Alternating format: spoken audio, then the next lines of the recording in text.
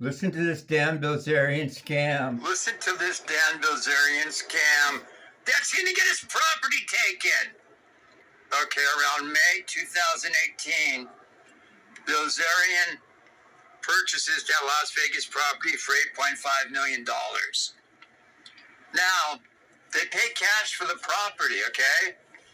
But it's Ignite that buys the property for cash and puts the property to an LLC that's basically owned by DB, Dan Bilzerian, okay? Do you follow me there? Yep. Ignite did this. Ignite buys the property for cash for $8.5 million. Now keep in mind that $8.5 million is tainted money that belongs to his daddy, but that's a separate thing. So they buy the property for $8.5 million, okay? Then what he does is, him and his fucked up accountants, what a bunch of scammers, man. These guys are like real good scammers too, but not that good. Okay. Then what happens is, the deal is, you're saying, well, if Ignite buys the property for $8.5 million,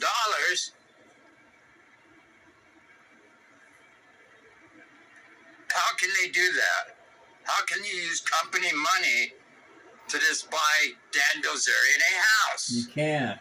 Especially a company that's about ready to go public. You can't. You can't, folks.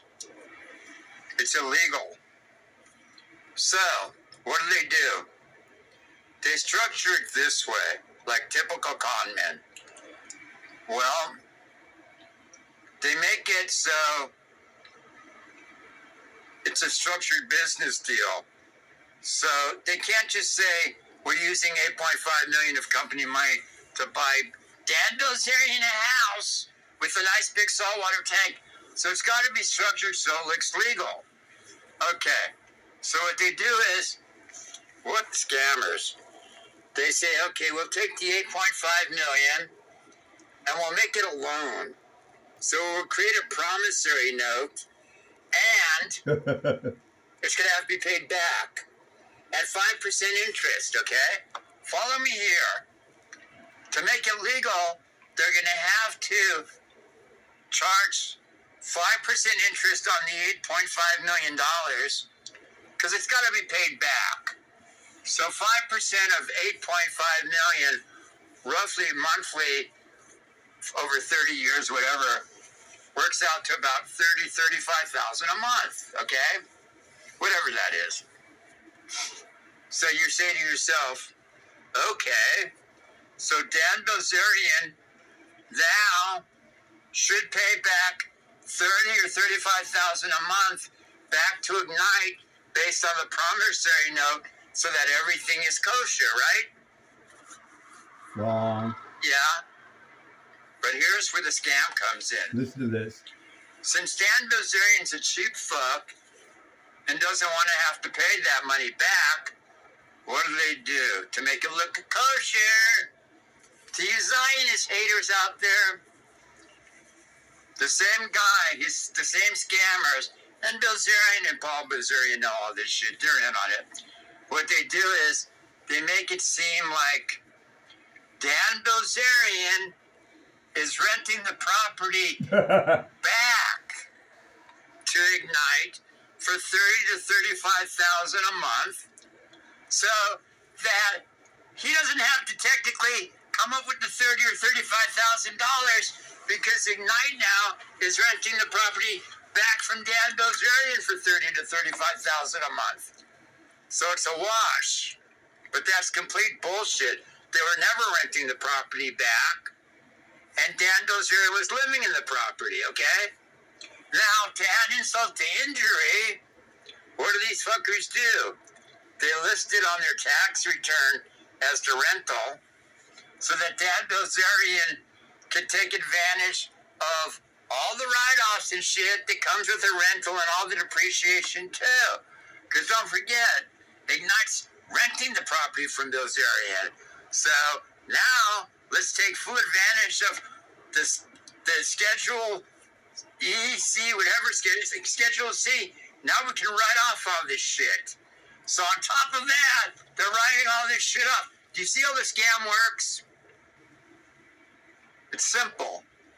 Create a fake promissory note for $8.5 million based on 5% interest so that Dan Bilzerian has to pay back $30,000 to $35,000 a month. But since he's a cheap fuck and doesn't want to pay the $30,000 to $35,000 because he's looking for the free ride, let's create a fake lease agreement and make it seem like Ignite is leasing the property from Dan Bilzerian. Bullshitter. So that Ignite pays the $30,000, $35,000 and it cancels each other off. That's what it's intended to do. Bilzerian, you're fucked, dude. You're fucked. Now, the feds, I'm not going to say it's 100%, but based on what the feds have and all this shit, like the feds have a 93% conviction rate. If you were to ask me, I'd say this case is as close to 100% conviction as possible.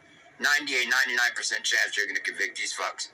Once you're convicted, there's a 100% chance that asset forfeiture goes into place. I read the indictment, motherfucker. Havan, Nagila, Havan, Nagila, Havan, Nagila, hey, Israel. Ba ba ba ba ba ba ba ba ba ba ba ba ba ba. Hey, Israel. Can you imagine the balls this takes to scam like that? To scam Uncle Sam? See, don't forget, not only did Dan Bilzerian, with this bullshit rental agreement between Ignite and him, get out of paying $30,000 to $35,000 a month back for the property, because he's a cheap fuck, but on top of that, he listed it as a rental property, when in fact it never was a rental property. It was always a primary residence. And that's why that house is going. And you know when you see Dan Bilzerian in front of that big, what is it, 100, 200 gallon saltwater fish tank with the big sharks and the puffer fish and shit? Guess what? All that is gone soon. And he can't sell the property. Who's going to buy it? Nobody. Wait, first of all, the property's tied in to an indictment. It would never go through a title company anyway. Nope. And if he tried to sell it, the feds will step in and take the cash or stop the sale of the property. He is so fucked. Dan, listen to me, boy. Jew hater. Boy, you can see why that house is going, my nigger. Fucking scam operator. Dumb fuck. What a tax cheat. Now you're saying, okay, Spicoli, what if it was just a case where he lied about a rental property and said it was a rental when it wasn't? Well, that's not...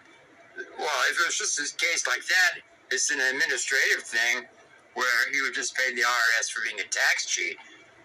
This requires asset forfeiture because, let's not forget, the whole thing is the money that purchased the property was used with Paul Bilzerian's illicitly gathered funds.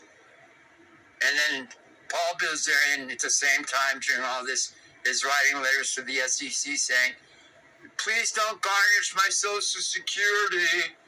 I only have $10 in my checking account. Meanwhile, she's moving millions of dollars around behind the scenes. It's over, Dan, my nigga.